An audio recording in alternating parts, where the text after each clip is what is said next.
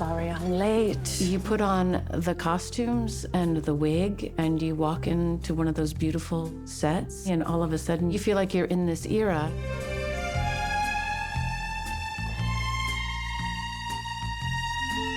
The kind of fun of stepping in each day to something that's more transformative. Hello, ladies.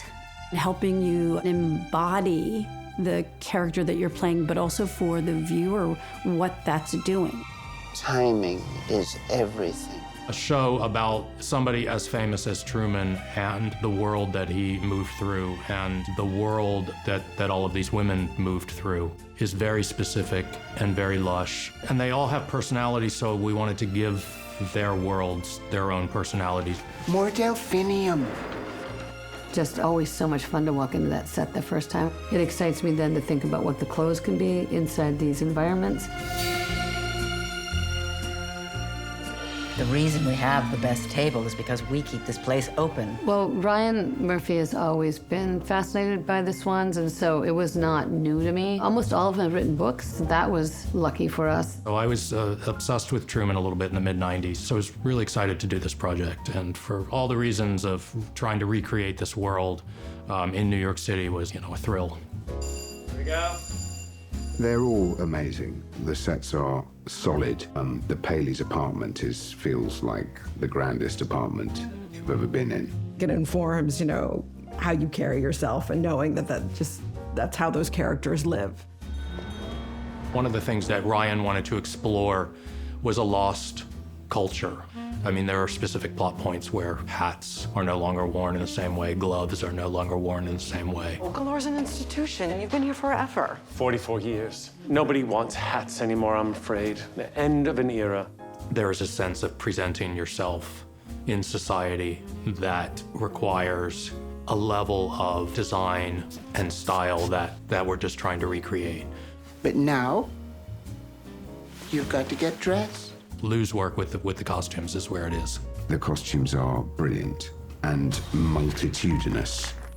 Lou has created all of these wonderful costumes.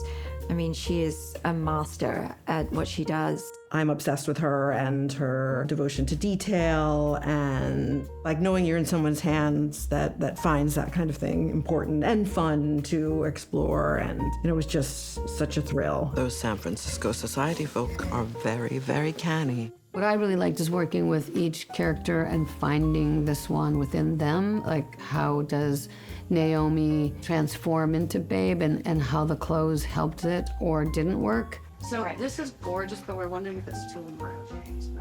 I mean, she is pulled from original pieces. God knows how she found them, but I know she's up in the wee hours of the night, searching in different countries around the world online. She scoured every vintage store across the world, trying to find the period-specific pieces for all of our characters to wear. At a funeral scene, for instance, I'm in a period-specific to the year Givenchy gown, because Zizi was often wearing Givenchy.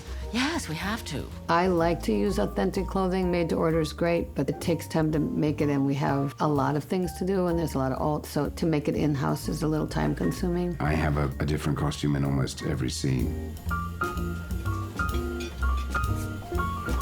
I stand there and try on 25 different outfits.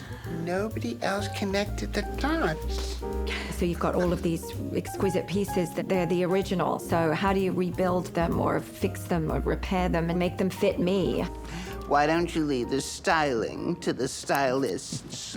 The biggest challenge is finding the quality original period clothing that fit well, especially for the men, because men's bodies have shifted a bit and people work out more now, so a lot of suits don't fit. And for the women, it's kind of the same challenge with the way bodies have shifted in tiny waist back then.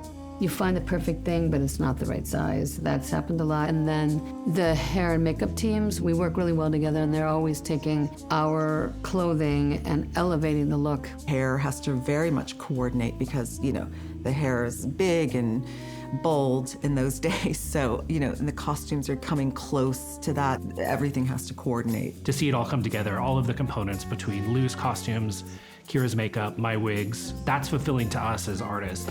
Mind if I sit down?